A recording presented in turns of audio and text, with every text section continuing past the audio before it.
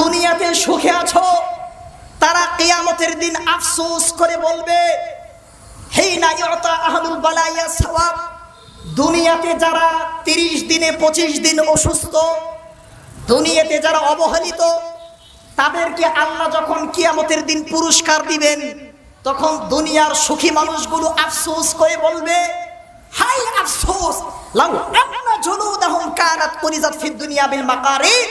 দুনিয়াতে এত সুখে না থাকলেই বা কি হতো, দুনিয়াতে যদি আল্লাহ আমাকে এমন রূপ দিত যে কেচি দিয়ে, আগুনের কেচি দিয়ে আমার শরীর ডাক্তার কেটে ফেলে দিয়েছে, এরপরে যদি আমি পরকালে শান্তি পেতাম তাহলে কতই না ভালো হতো।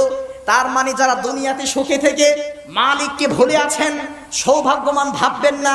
কিয়ামতের দিন আফসোস করে বলবেন, দুনিয়াতে আমার শরীরটা যদি কেচি দিয়ে কাটা হতো, বিপদে থাকতাম তাহলে কতই না ভালো হতো।